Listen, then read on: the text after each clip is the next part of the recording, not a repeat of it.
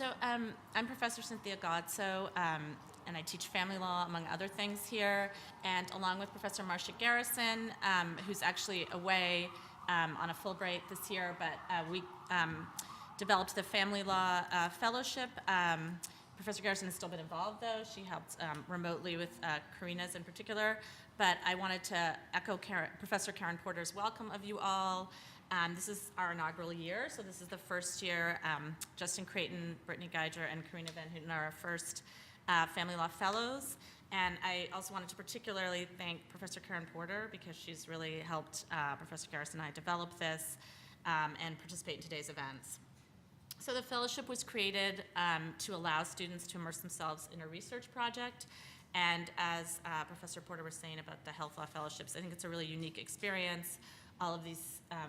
All three of them are very passionate about different areas of family law and have had some work experience or will have work experience in different areas of family law.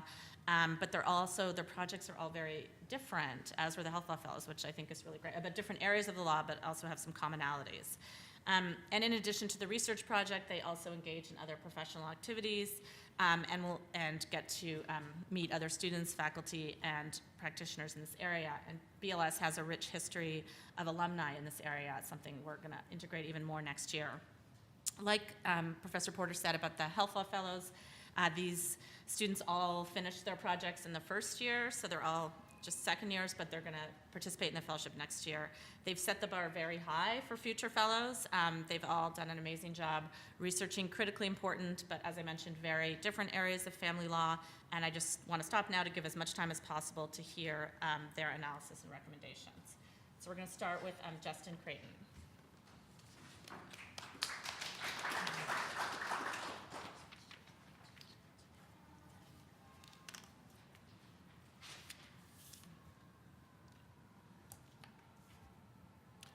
Good morning, students, faculty, and guests. I'm Justin Creighton. I'm a rising 2L here at Brooklyn Law School, and I'm bringing you today my research, which I'm very proud of, children, stigma, and mass incarceration, the effects of stigma and shame on children with incarcerated parents. I came to this research because I became a health law fellow. I did my application, and then I said, okay, help. So I reached out to my mentor, Phil Lee from UC Davis, and he told me to read The New Jim Crow by Michelle Alexander.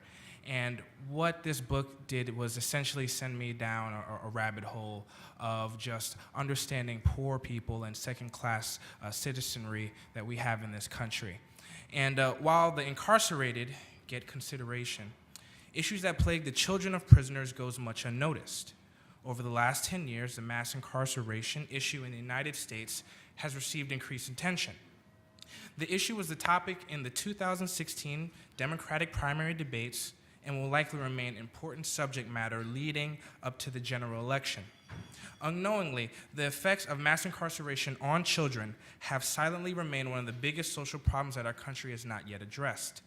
Children of incarcerated parents receive inadequate support. This should be a national emergency.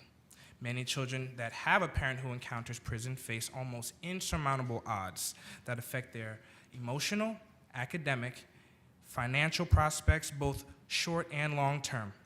United States' lack of support for current and former incarcerated adults has a radical trickle-down effect that harms their children. While there are services available for children, these efforts fall short. This lack of empathy and support, both financially and systematically, essentially is the shame stigma. Shame stigma, and next. So basically, what I'm going to do is explain shame stigma. Shame stigma associated with those that encounter or is closely tied to one that enters prison system is disastrous for children's behavior, family bonds, future financial outlooks, and education. There is much research about the negative effects of mass incarceration on children. Additionally, there are a multitude of programs already available for children. However, legislative gaps and the lack of national awareness create obstacles for households with an incarcerated parent, making it more difficult for these children to become contributing members of society. And this is a roadmap. Basically, I want to explain that so you can get context. I'm going to talk about children that are affected, the traumatic events, the emotional difficulties, the policy gaps that allow this to occur, and the unexpected data, which I guess are my takeaways from the research. And the numbers will show that more than 5 million children have had a parent in prison in the United States. 1 in every 14 U.S. child, 1 in every black child, as this is a race issue. Poor children are 3 times more likely to have a parent in prison, and children of people with no resident parent with more than high school education have a 41% higher chance of experiencing parental incarceration. So shame, what exactly is shame? Shame is a response to one's vulnerability, guilt, and doubt. It is the idea of not feeling good enough. We as humans all experience shame. However, through experience, maturity, growing up, and support that we have not only in the household but outside the household, we learned how to build in these mechanisms to be able to defeat shame. However, this is something that children of incarcerated parents do not have the luxury of. Parental incarceration is associated with higher chances of traumatic effects, more emotional difficulties, and low school engagement. I want to point out low school engagement. By that, I mean behavior issues in school, grade retention, and children with a father in prison have a 30% chance of not attending college. But my research showed that when it comes to mothers who are incarcerated, which is more detrimental, there's only a 3% chance of attending higher education when you have a mother that is incarcerated. Also, poor mental and physical health in adulthood, which I will later explain when I talk about adverse childhood experiences. Less parental supervision, changes in guardianship in the household, which is tied to economics, and also the household income and race. With less parental supervision comes increased delinquency and community violence, as there are no people in the community who can watch it. Thank you. Just more background on traumatic events. More than half of the children have someone with substance abuse in the household. Nearly 3 in 5 experience divorce or separation, compared to 1 in 5 children that do not experience parental incarceration. 1/3 experience violence in their neighborhood, 1/3 experience violence by a parent, and 1 in 4 live with somebody with mental illness or that is suicidal. As we can see, these effects that have on children could be absolutely detrimental because these are the people that they they rely on. And I want to talk about the emotional difficulties that come from shame. Depression, separation anxiety, traumatic stress, as we talked about in the previous slide, aggression, guilt, and adverse childhood experiences. I want to explain what adverse childhood experiences are and what effect this can have on both short and long term. The traumatic effects that hurt these children are directly correlated with other adverse mental and physical stimuli, responses, and health. It is worse when these events are cumulative. The ACE leads to not only physical, but also social costs. So ACE, I'll explain what it is more clearly. An ACE can be seeing the arrest of a parent in front of you. It can be abuse, both sexual, mental, emotional abuse. And this has both a short-term effect, but also the long-term effect can be various health problems like diabetes, heart disease, and substance abuse.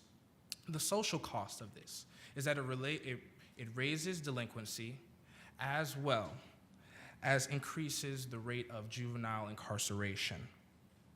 Children that have to deal with ACE in the household are more likely to end up as juveniles, starting the path to incarceration. And this rate is increased by 59%, and the criminal behavior is reached by 25%.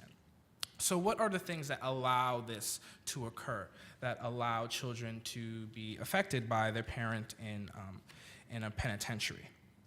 And one of those, the first thing is unregistered children. A number of prisoners, upon arrest and upon incarceration, do not list the children that they have. One, it could be fear of their child be taken away, and also it is due to just lack of the system not making sure that the children are registered. Unfair arrest practices. Children often see their parent arrested in front of them, and this is considered an ACE under their guidelines. And basically what this does is start the path of a child being afraid of police and enforcement. Funding local programs. As I stated earlier, there are many programs that are at the disposal for children, especially here in Brooklyn.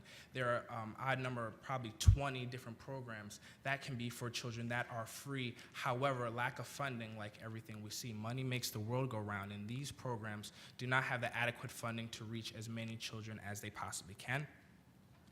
Better stat databases and reports. What I realized that most of my information comes from surveys done in 2011 and 2012. And since then, there hasn't really been that much update of the information as far as children being affected where their parents are incarcerated. This obviously has to be changed. And also, removing the stigma of prison. It's hard to do this, as we talk about this in the Democratic National Convention, and we've talked about this in primary debates. Being an advocate for somebody who has done something wrong, somebody who is breaking the laws, is probably one of the hardest things to do in our country and our legal field. So it is important that we keep in mind of the things that we can do that will help the parents, will also help children. But long term, we have to think of different solutions where we can help children, knowing that prison is not going anywhere. It is something that we're gonna have to deal with going forward. And even though we may decrease the amount of incarcerated people, there will always be children who are affected by this. So we have to come up with other different programs that can help them. And what I learned from my research. Going into my research, I assumed that it would be urban communities that would be affected mostly by incarcerated parents. However, I discovered that rural communities actually have a greater percentage of parents who are incarcerated. And that the southern states do not have the adequate support and funding in order to safeguard against kids not being able to see their parents, not being able to visit. One of those was a Mississippi program where they cut visitation, so children would not be able to go see their parents. And all the prisons are far distances. They're not in urban areas, they're not in city areas, they're in the middle of cornfields usually, so it takes a lot of free transportation in order for these children to see their parents, and if they don't see this, they will not be able to see them. Also, the stigma of the poor. I learned in Professor Godsell's class, we talk about what it's like when the poor is associated with poor parenting. And I guess this is a mindset that we have to change in our country. A lot of parents who are incarcerated are afraid of ACS, will take their children away from them for their stint in jail. So what can we do in order to change this? And also just the stigma of the poor and the stigma of bad parenting. That's it. Thank you. And lastly, I made my slides purple for Prince, and rest in peace to Prince. Thank you. Have a great day.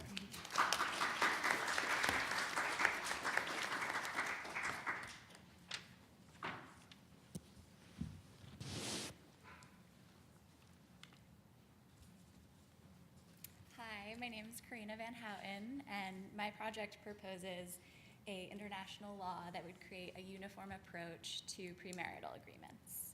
So I'll start by explaining why we need this, and then I'll focus on one provision of my convention which addresses the unconscionability provision, which is sort of a hot-button topic in premarital agreement law these days. So premarital agreements are essentially just contracts between prospective spouses that either alter or confirm the legal rights that spouses would have upon marriage. So I first became interested in international premarital agreements my summer after 1L when I was working with a client who was a British barrister, and she was engaged to an American man, and they were living in London at the time, but saw themselves moving back to New York eventually. So what they were hoping for was an agreement that would be valid both in New York and in London. And I started to research this and realized that what they wanted was actually impossible. So that was largely due to the fact that premarital agreements just are not valid and not binding in England. So this has created kind of an interesting problem that I focused on in my note for the Brooklyn Journal of International Law. And this just examines this kind of phenomenon that's arisen in England where prospective divorcees will move to England just to establish jurisdictional requirements that allow them to file for divorce in an English court, because English courts have a reputation for awarding much higher financial settlements and for disregarding premarital agreements. So while England is not alone in their reluctance to create a framework that would allow courts to interpret and enforce international premarital agreements, unfortunately, this problem has extended to a lot of different countries. Every country has their own unique matrimonial law regime, and this is the lens that they use to interpret premarital agreements. And generally, these are not favorable to premarital agreements where their domestic law is not favorable to these agreements. This leads to a lot of confusion for international couples who, when they get married, don't necessarily know where their marital home will be located, and they certainly do not anticipate where they will get divorced. They don't plan on getting divorced.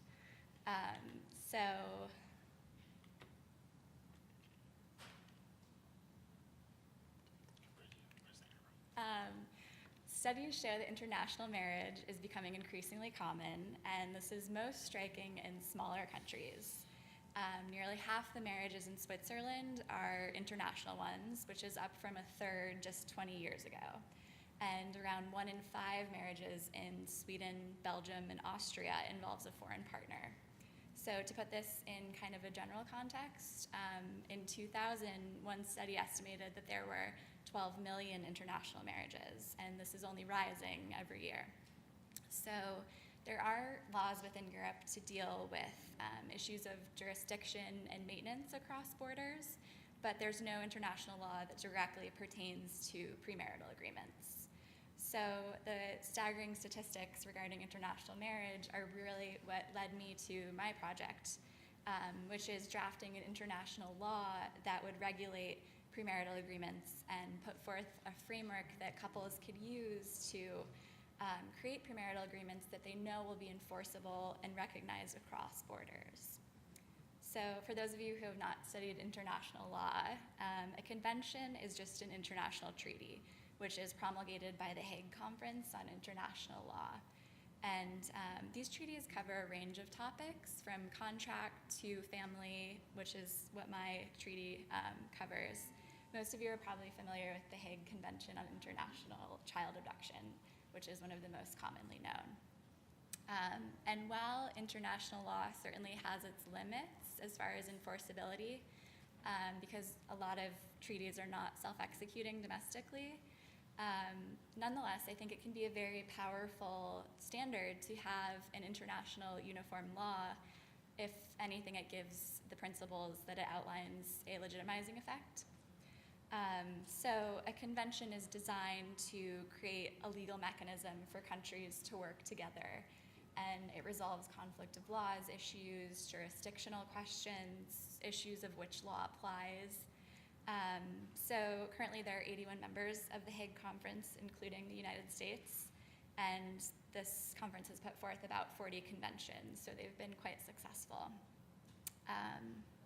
So in drafting my convention, I adopted a lot of the principles which are in the Uniform Premarital and Marital Agreement Act, which is the most recent uniform law put forth within the US. And while this has not been adopted universally, the principles reflect kind of the general norms that have been established through US jurisprudence over the years. So my convention has all of the standard clauses, which provide for jurisdictional disputes and enforcing foreign judgments, as well as outlining the substantive and procedural safeguards that are generally in premarital agreements. This includes requiring independent counsel for each party entering into the contract and financial disclosure by both sides as well. So I'm going to draw your attention to one of the sort of battlegrounds in premarital agreement law these days, which is the unconscionability provision. And unconscionability is just a means of invalidating a contract in mostly any contract, not just unique to premarital agreements. And this is a fairly standard way of invalidating a contract. So what is unique to premarital agreements is where courts will sometimes engage in a second unconscionability inquiry.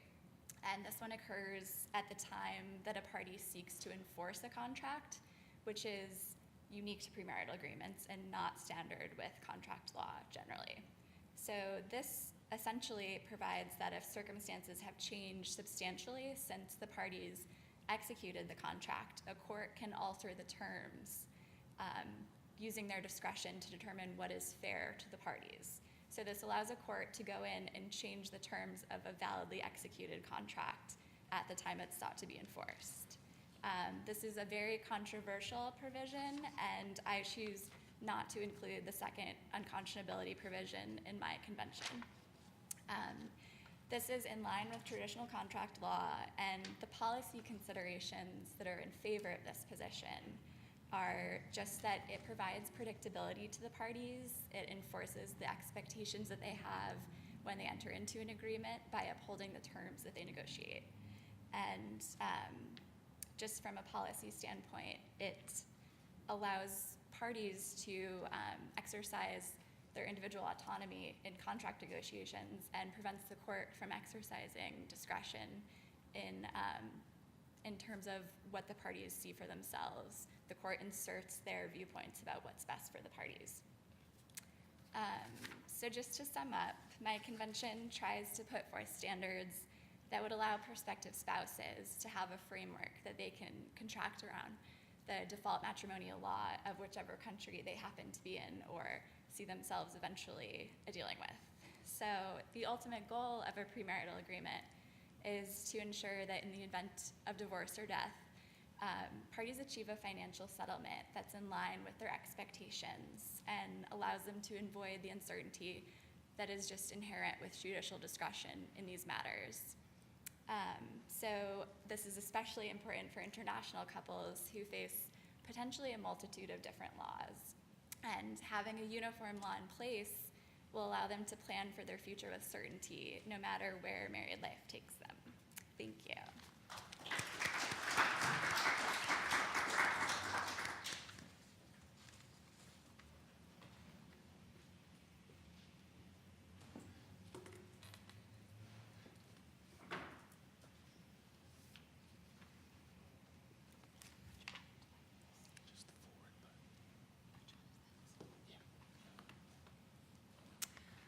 Hi, everyone.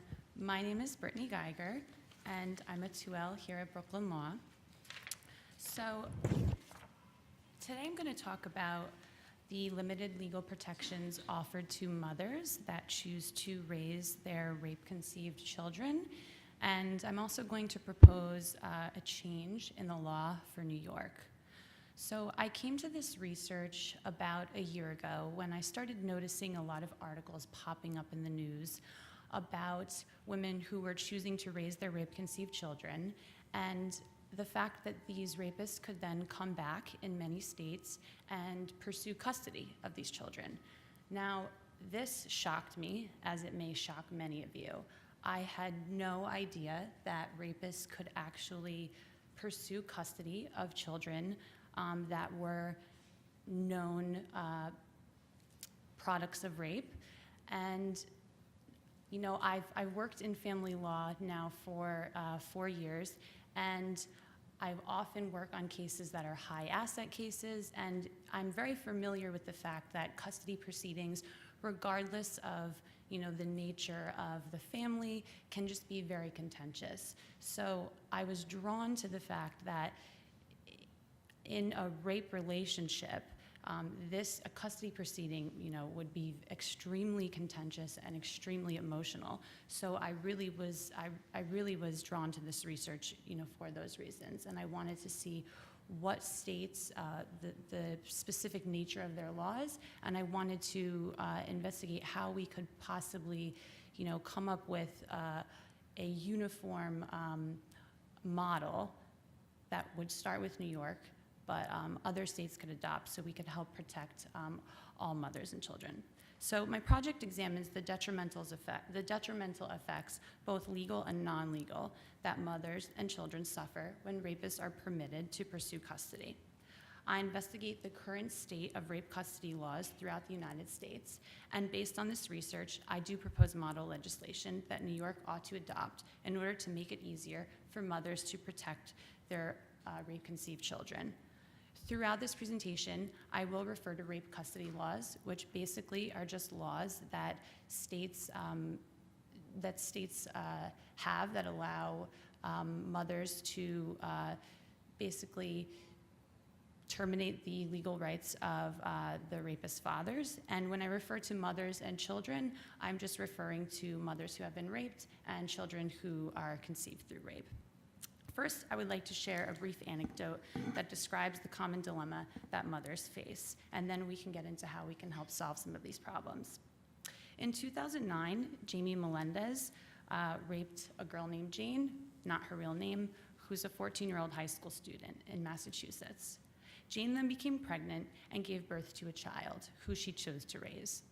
Melendez then pled guilty to rape charges 2 years later when the child was 2 years old, and he was sentenced to 16 years of probation and to pay child support. In retaliation of the child support order, Melendez filed a petition with the family court, arguing that if he was forced to pay child support, he ought to have visitation rights with the child as well, right? That makes sense.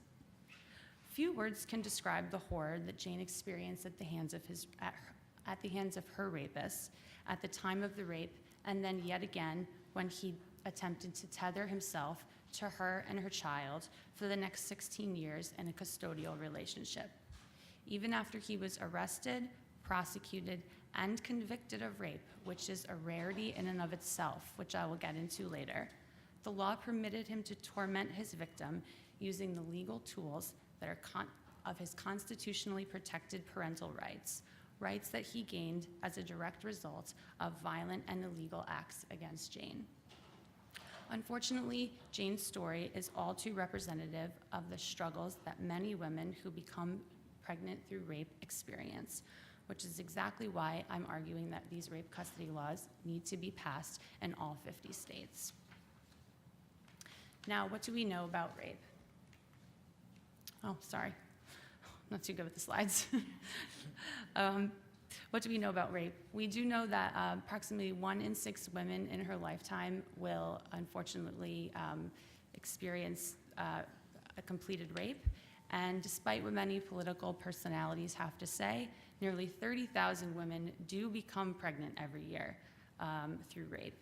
And about half of those women, depending on the studies that you look at, choose to raise the children that are conceived, as opposed to putting them up for adoption or choosing to terminate the pregnancy. But based on the studies, we do know that more women tend to keep the children that are conceived through rape than choosing any other option. Now, in 2013, the federal government did recognize that this was an issue, and they passed the Rape Survivor Child Custody Act, which incentivized the states through federal funding to enact legislation preventing the rapists from obtaining custody and visitation over the children that were born through rape. Now, despite the passing of this act, almost half the states did not pass any of this legislation. Of the states that do have some legislation, nearly all of them require proof of conviction of the rape, actual proof of conviction, before the termination proceeding can begin. This is an exceptionally burdensome standard to mothers trying to utilize this act. considering that there is a notorious underreporting of rape, and even more so because studies show that only 2% of rapists will ever receive a conviction, a felony conviction. In states like New York and 12 others, where there are no rape custody laws, women have no legal remedy to protect themselves from their rapists, regardless of a conviction. A court may force these women to co-parent with their rapists, share custody, communicate regularly about the child and about their schedule, and make joint decision-making. These types of arrangements have negative health effects on both the women and the children. Women who are forced into these relationships have trouble overcoming their rapes and report feeling tormented and victimized by these relationships. Many rape victims suffer from post-traumatic stress disorder, and these relationships can trigger these disorders and often cause more emotional trauma to the women. It's important to remember that in all these negative health effects that are reported about women who have to share joint decision-making or any sort of custodial relationship with their rapists, that all of these negative health effects ultimately affect the lives of the children who are being argued over. New York courts have recognized that children who live in homes where there is abuse ultimately become second victims and are likely to suffer severe psychological injury as a result of these abnormal relationships between the parents. It is easy to see then how children born and raised in a rape custodial relationship suffer the ultimate psychological damage as a result of the distorted and depraved relationship between his or her parents. Despite all the warnings that we know, all biological parents in the United States have fundamental rights to custody over their children, regardless of their parenting abilities. These rights cannot easily be terminated without a proper showing of parental unfitness. Do I have another one? There we go. Currently, New York does not have any rape custody laws in place. The court does, however, use the best interest of the child standard to govern all custody decisions, and the law does not provide a rebuttable presumption against awarding custody to perpetrators of domestic violence. Parental rights in New York can only be terminated in special circumstances, one of which does include committing a violent crime against a child or a parent. So my proposal basically, my proposal for New York says that what we should do is we should take the, do I have it up here? Do I go to the next one? Oh, okay, okay. So most states that have these rape custody laws basically say that you need to have a proof of conviction of the rape before you can trigger a parental unfitness hearing. So what the Supreme Court has said, they've held that you don't actually need to have such a high standard for parental unfitness hearings. You only need to have a clear and convincing evidence standard. And as I've pointed out in my presentation, New York does allow parents to, or the courts to terminate parental rights for some reasons, including violent crimes against children or parents. And when they have those parental unfitness hearings, the standard that they use is clear and convincing evidence. So what I'm proposing is that we just add rape to one of those reasons that New York already allows termination of parental rights, the court to terminate parental rights, or a parent to bring sort of a parental unfitness claim against another parent. So New York basically should use the clear and convincing evidence standard, which is lower than the conviction standard, and there also should be a rebuttable presumption against a rapist being awarded custody. And what this does is this actually shifts the burden from the mother who's bringing the action or the court, let's say if the court's bringing the action, this shifts the burden to the rapist to prove why he should be able to maintain custody or he should have custody of the child. I also argue in my paper that there should be certain considerations, special considerations for statutory rape because these might present some special circumstances as opposed to stranger rape or acquaintance rape. Thank you so much, and I welcome your questions.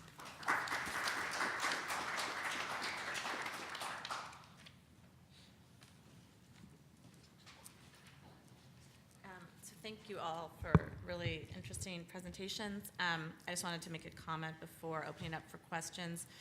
Sort of like with the last panel, I feel like even though you all talked about really different areas, you all had sort of the theme of the problem of not recognizing or accommodating non-mainstream families. If we think about mainstream as like the nuclear family instead of international families or poor and families involved with the criminal justice system, or families that were created, through violence or perhaps involuntarily.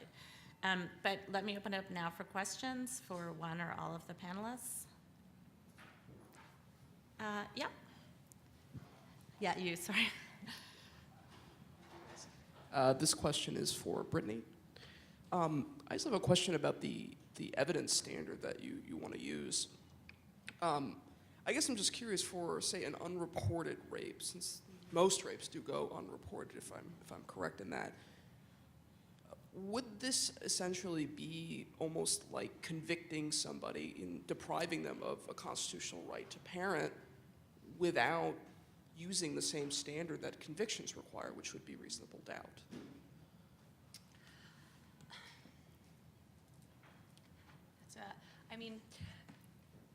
This let's see. In the Supreme Court in the case Santosky basically said that, in these parental unfitness cases, reasonable doubt is an extremely high standard to use because it's difficult to bring evidence like this forward and to be certain beyond a reasonable doubt. And I think especially with these rape cases, they're very sensitive, and it would be extremely difficult, for a court to say whether something like this happened beyond a reasonable doubt, especially when we were talking about things that may have happened years ago. If a rapist is going to bring this claim, maybe 6 years down the line because they don't want to pay child support. So I think we do need to be sensitive to the fact that mothers, we need to have something in place for mothers that,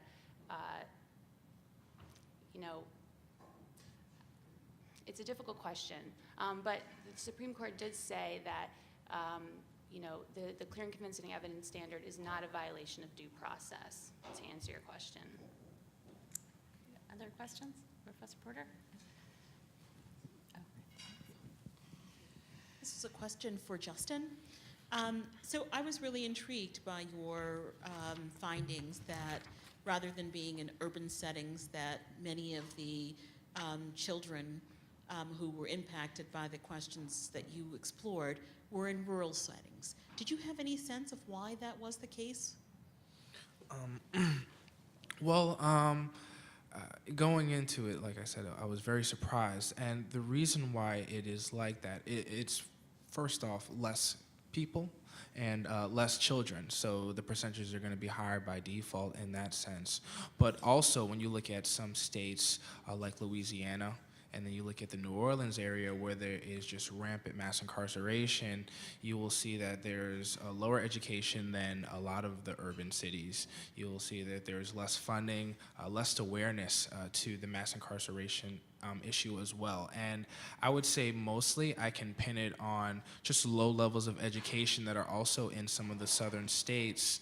And because of this, it creates this effect that not only are they going to prison in higher numbers, where it's almost a generational effect, where you're seeing a parent, as far as a father and a mother go in, and then you see the son and the daughter go in as well. And also in the southern states, female incarceration is going up in huge numbers as well. Any more questions? Professor Taylor? I probably can guess who your question's for, but not you. All right, so first of all, I think all three of you have amazing topics, and you certainly inform us that a lot of the legal problems have not been solved. So we certainly are looking forward to the next generation of lawyers, yourselves and others, to grapple with some very significant issues. And I'm just happy that you have brought forth some of those for us today.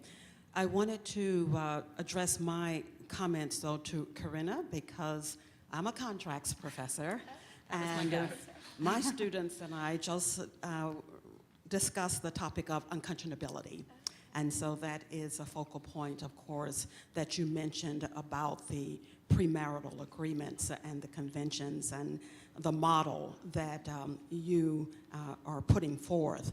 And unconscionability is a very difficult standard, as you pointed out, and talking about trying to even define it in some uniform way. I teach commercial law courses, and I am familiar with some commercial law treaties, and in particular one UN treaty dealing with the sale of goods. The parties at the convention were so unable to come up with a uniform definition of unconscionability that they had to just exclude unconscionability from the convention altogether. They could not agree on the standard because of different local definitions and concerns about certain areas that states wanted to protect. And so I think that I agree with you that unconscionability certainly should not be within the convention that you just mentioned, because I think it will create the uncertainty that you proposed. But I'm wondering, who favors this? It is so much of a disruptive type of issue when you're trying to get uniformity, because that's what the convention is all about. And that I'm just wondering who the outliers are, if they are outliers. I mean, this may be even the majoritarian position. So I wish you would tell us a little bit more about the fight over the issue of unconscionability when it comes to these premarital agreements. Yeah, absolutely. So in the US, actually, the ALI advocates for a second unconscionability provision. And abroad, from an international perspective, it tends to be the countries that really just disfavor premarital agreements as a whole. So they are very reluctant to give up judicial discretion in divorce matters. Like England, for instance, they just won't recognize marital agreements as binding, and a lot of countries are still kind of on that same page. So to give up discretion in those financial settlement issues, they're very unwilling to give that up entirely. And I think they see the second unconscionability inquiry as kind of a means of retaining discretion while purporting to say that they do support these agreements as binding. Well, so what I'm suggesting is that, well then, do you expect that this convention will ever go into force? No. Okay. Because No, ultimately, I would aspire. think that that would be the objective, I but think that'd be very optimistic, but that's what we're here for, strive for the great things. So. yes, yes. Yeah, and on that note, let me ask us all to thank the panelists again.